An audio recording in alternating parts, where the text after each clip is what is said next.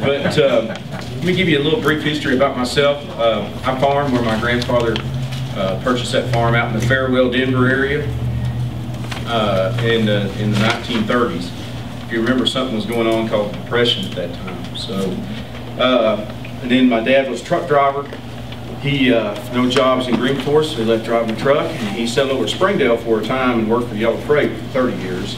So I grew up part of my childhood there, and then he wound up retiring and come back to farm.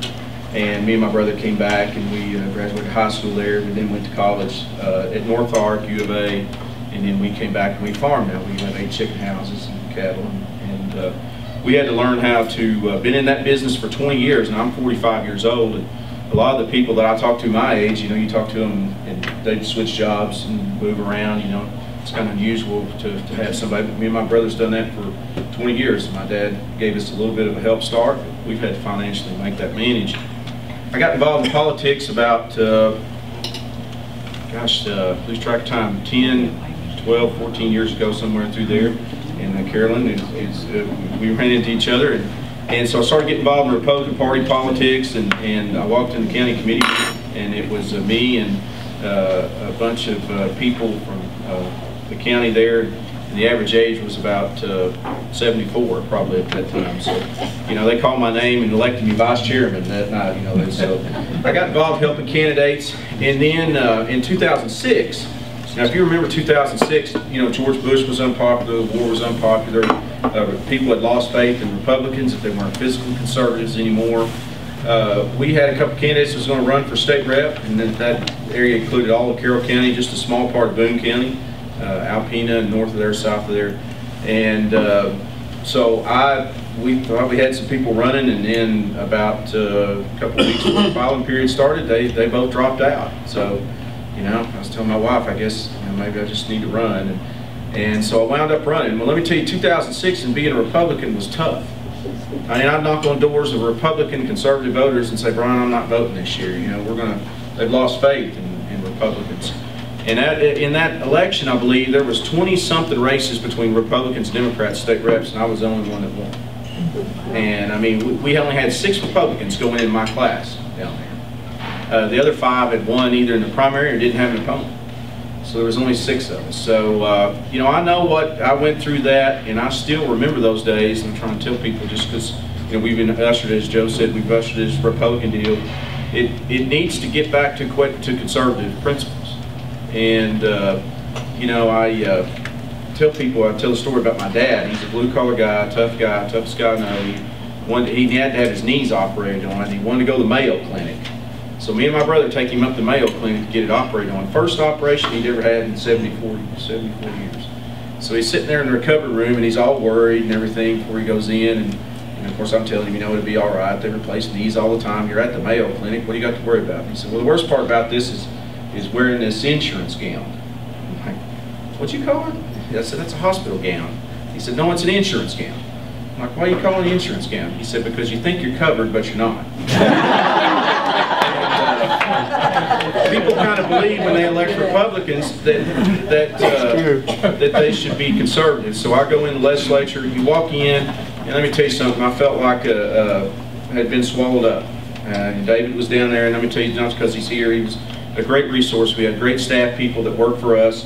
They are bipartisan, and you know, I can't brag enough about the staff and how they take care of us, but they work for each individual member. And you walk in, I'm going from being a fireman to walking into a $5 billion state budget, and $20 billion when you add in all the federal stuff. Well, I didn't know about Medicaid that much, maybe just a tad. So this is what's been invaluable for me that is happening now with Brenda and Joe. And I know they bragged on me, and you're supposed to go with this bragging thing, but I'm going to tell you the truth. I mean, it's good to have these organizations, David, now that he's retired, because, you know, I farm for a living. I spent half the day or 3/4 of the day, you know, doing my real job. And now we've got a lot of legislators down there that don't have jobs, you know, don't know what it's like to work in the real world. And they go down there and manage these budgets, and they don't dig into things. They don't look at job growth. They don't look at some of these other things. And then they come out here in campaigns and they tell you, well, last budget I reduced jobs. But what they don't say is, if you go back to what they did, they increased jobs way up. And you look at these figures and a lot of these things that are going on, it's very frustrating. That's why, you know, talk to my friend Jeff that works at FedEx. You know, we got to get business conservative people down there in the leadership. You know, I'm chair of audit. You know, the audit, you know, it's like looking at a table when you're chair, you kind of know everything going on. You know, if you're just a member, you only know a part of what's going on. And that's what's crucial to get people like Scott, that we start getting not just Republicans in, conservatives, because as I pass this out, you got the truth about the the Obamacare private option. And then on the back, you have the empty promises. And a lot of this information came from the Center of Government Accountability, Jonathan Ingram. There's some other things out there. If you check out some blogs called the Arkansas Project, Advance Arkansas, and I've sent that. I encourage you, if you get on there, Dan Greenberg, a former colleague of mine, runs that, Nick Horton. They do great work. They're doing great work on the candidates. They're dissecting. They're doing the same thing Brendan Joe doing out there that's helping us that we didn't have before. Because these groups that get all this Medicaid money or get anything, they have lots of staff people and lots of things and lobbyists and things to try and grab you and tell you. And you get down in that world, it's very hard. I mean, you just kind of focus on it. And, you know, so I want to talk a little bit about the private option. I'm going to go over a few things. One thing was that people that say, and even Republicans out there saying in campaigns, is we had to do something as a state. It's completely not true. Each state was given the responsibility to either expand Medicaid or not expand. All of our surrounding states have decided not to expand Medicaid. Now, Medicaid is the state money that we get in for people that helps on people that hadn't got to 65 or Medicare. And it's what 17% of poverty was before, or something figure. But then they expanded up to 138% of poverty with this. And then they try and say, well, we're taking these people and they're going to have, they sold it to us as they're going to have, I heard this 100 times down there, skin in the game. They were going to get to decide their own health insurance. We're going to give these people Medicaid dollars, and then they can decide these health insurance plans. And it was nothing. It's turned out to be nothing like that. The majority of the sign-ups on this program have been from the food stamp population. And you know how they get them on this? They send them a postcard saying you qualify for very low cost or free health insurance. Now, I love this word free because they always use this, well, the federal government's paying for it. The federal government's paying for it. Like it's a rich uncle somewhere. I mean, and so, you know, they send in this postcard, and then you get a plan. If you don't pick a plan or go to a computer and pick a plan, they'll pick one for you. So you got the government bureaucracy down there coming up with a plan, which I haven't heard the formula to this day yet on how they determine all these plans. Let me tell you something. You got the insurance companies. You think the insurance companies contributed to my campaign? I mean, they have, and if they do, I will tell you I'm an equal opportunity check casher, but I try to be an independent voter. So, but I'm just saying that, you know, that's what we're up against. And the little guy out here that I felt like the vote against the private option was actually for, because we're just increasing debt in Washington, D.C. They took the Obamacare credit card and it's sitting here and just running up money. And the problem is, in some of these things is, okay, they had the promises that got passed. These people were going to have skin in the game. That didn't happen. This was free federal money, basically acting like. We all know that's not true, because the national debt's approaching $18 trillion. And we're spending this federal money at a time the federal government needs to be watching Russia, and they're cutting back the military. At the same time, the Arkansas legislator went down here and took the federal Obamacare credit card and is running up the national debt, signing people up on health insurance. Well, let me tell you what happened once this process got started. I had a lady call me that I was in the newspapers opposing this, and said she was on food stamps. She got off food stamps, and she signed up on the program, did the postcard thing, and she got off food stamps and had a job. She no longer qualified. She was worried about, in some of the conditions, that she was going to be responsible for some of this and have to pay it. So she was worried, and she tried to call the 1-800 numbers, and believe it or not, got the runaround and couldn't get to the right person to get off the program. So, you know, as she told me, and this is the one thing they kept saying, there wasn't a cliff that we call a cliff where people work over a certain amount. There was another myth that they talked about. She told me, you know, she said, I got a job, got off food stamps, it'd be better off if I quit and go back to not working and get back on food stamps. I mean, we have people that and I've worked at the plant at Tyson's, that did it this summer. I know what that's like. And, you know, they go in the plant, you know, start out at jobs, not making, you know, a lot of money, but a lot of them go to work there because of the health insurance benefits or something like that. Well, you know, they sit there and can tell me, well, I'd be better off to quit rather than go out here and work and sign up on this. So, you know, there's so many things about this that just really have got the point that I'll just sit there and call my colleagues out and tell them, you know, where's the truth in this? So, you know, I always go back to this. They say it's conservative, and if you look at some of these things, like John Burris, he's saying he reform Medicaid. You know, I'll single him out. You know, reform Medicaid. Well, I'm going to read Reagan's quote here on this. We should measure welfare success by how many people leave welfare, not by how many add. When do you reform a program that you add on federal money that this government doesn't have? And so, like I said, read some of the things on the back. You know, I'm going to tell you, as a legislator, sometimes I get down here, it's kind of like, sometimes you get a little smarter after you get down there a little bit. I don't know if smarter's the word, but you just get where you learn to know certain situations, kind of like the guy that went in and robbed a bank and then come out and then ran into this guy. And he's asked him, said, "Did you see what happened?" He said, "Yeah, I did." And he turns around and shoots him. And then he turns around and walks a little bit more and runs into another guy. I said, "Did you see what happened?" He said, "Yeah, I did." And he shoots him. He then turns around and walks a little bit more and runs into this woman and said, "Did you see what happened?" She said, "No, I didn't, but my husband did." So, but, you know, sometimes you get like that. And I saw this coming. I mean, some of us saw this coming. The conservatives down there saw this coming, what was going to happen. You know, they continue to put these things on us, these threats. I love these threats. Let me tell you something. If somebody's got to threaten you with something for you to vote for it, you shouldn't vote for it in the first place. That really kind of national organizations, news organizations contact me. I never really understood why, but I did after they put the headline out, because the news media, sometimes it's hard to get the whole story, but was what I call the Church Protection Act, and it basically allowed each church to make their own individual decision on allowing, if they want to allow people to conceal carry.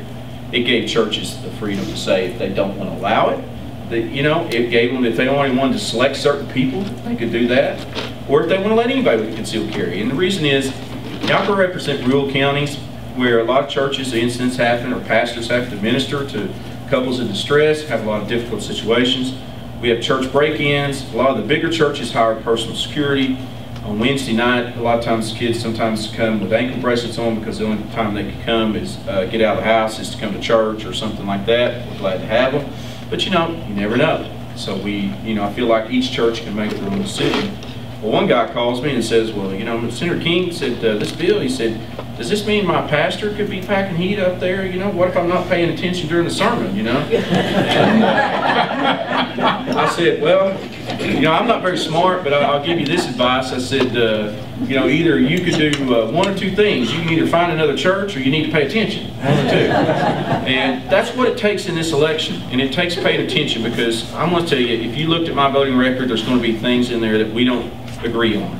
And if you want me to tell you I don't make mistakes down there or mess up and make a vote and not know everything going on, you know, I'm going to be lying to you. Because sometimes that just happens. I mean, anybody that tells you it doesn't happen is not telling you the truth. And there's some things that we'll wind up disagreeing on. And I mean, but the main thing is, what direction are you going and what vote direction? You know, you could look at a few things and where you stumble. You know, and you know, maybe like I said, we disagree, but what direction are you in? Fiscal responsibility of the state government. What you're seeing a lot of candidates going out here talking about and bragging about the largest income tax in Arkansas history. What's the only income tax? I mean, it's not substantial enough. But yet, ask them the flip side. Well, how much did you increase state government spending? Yeah. I mean, there are so many things in our state government budget. For example, North Ark College, you have Phillips Community College down there that gets like $2,000 or $3,000 more per student than what they do here in Arizona. So I don't vote for revenue stabilization because of that and some other reasons.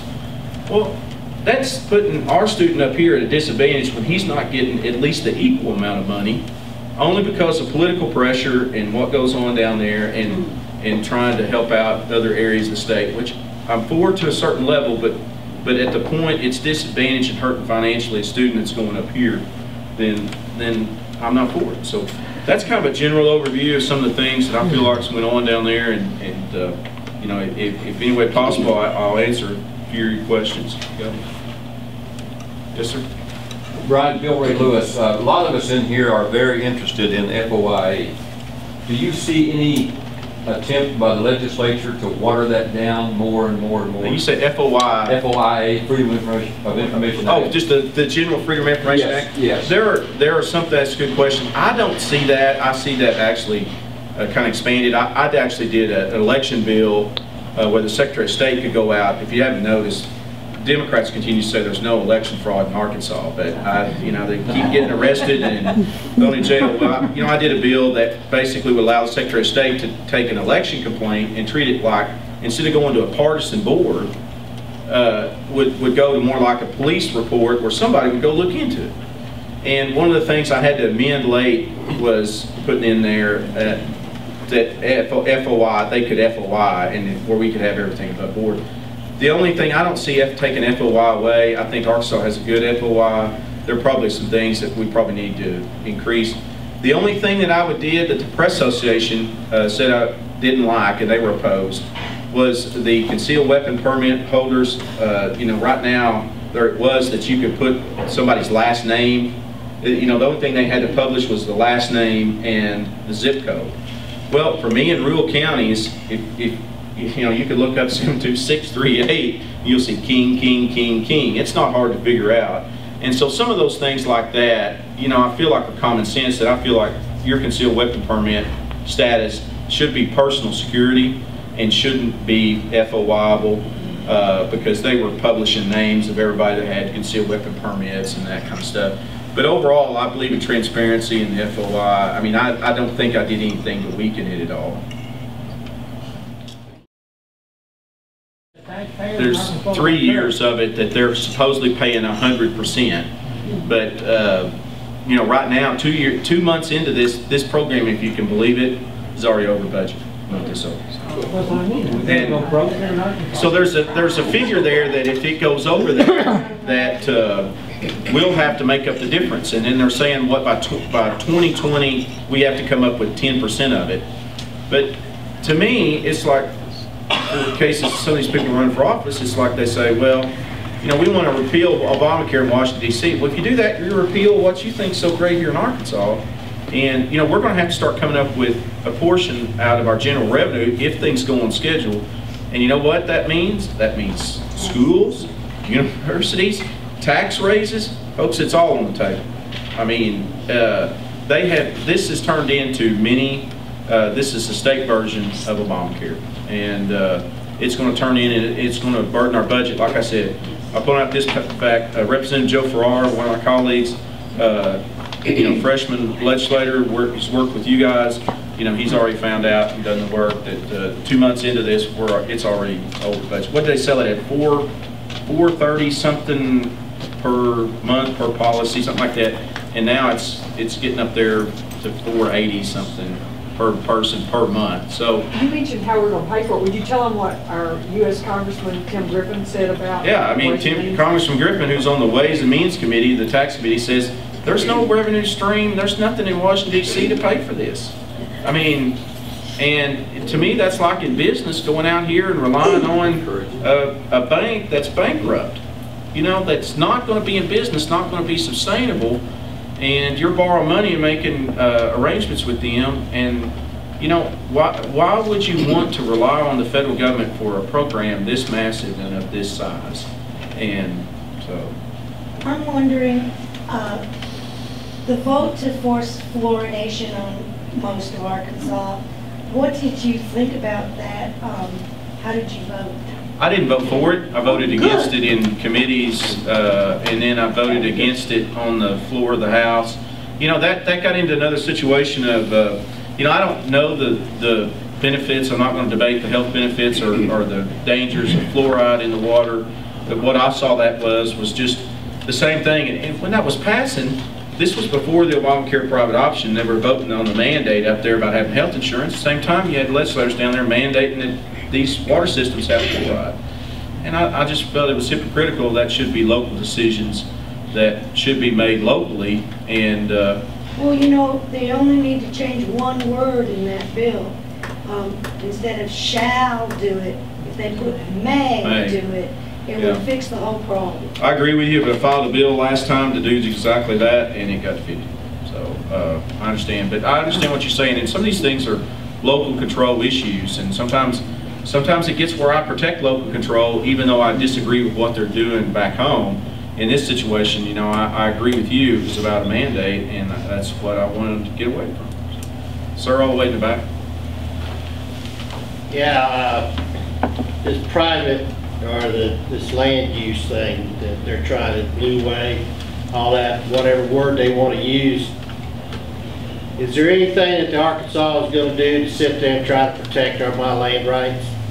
Can you tell me a little bit more? Well, you know, like this blue way watershed. Yeah, that the federal government wanted to do. Yeah, that's going to affect me, you, as a farmer.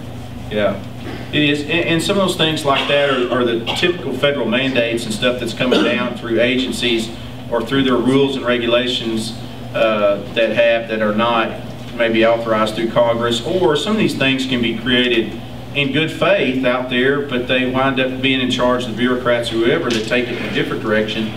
And you know, some of those things like that we can oppose just by using our position. I know that Common Core, for example, you know, it got snuck through the state down there. And some of these things now we're trying to reverse, and that's what happens like the federal government. Any of these land use grabs, things like that, they're very dangerous things, and Blue Ways is one of them that concerns me, and I think they've actually backtracked on that some, if I can remember right. Well, they're coming back with another name. Well, they'll come back with another name, that's right. But anyway. Yes, ma'am? You mentioned Common Core. What's your stance on that? And if you're not for it, are you working to get it out of our state? We can't do that till this next session. You know, this last session, they sneak bills through down there, and that's what we need down there. Is a lot of times if you don't sit on a committee, you don't know what had happened, and it comes up on the floor, and you haven't got anybody warning you about it. And so, you know, they've done some things that I feel like have masked what they wanted to do. But my thing is, looking at this next session, is to do things to, as some other states is trying to get out of Common Core. I mean, these things do things like, it comes in with the federal government, and this is just like the healthcare thing. They come in and they want to give you this much money if you implement this. Well, once you do that, then guess what? And you've been in education, you probably see this, you know, you're 30% down the road. Well, you've already spent this much money, you might as well spend the rest of this to do this.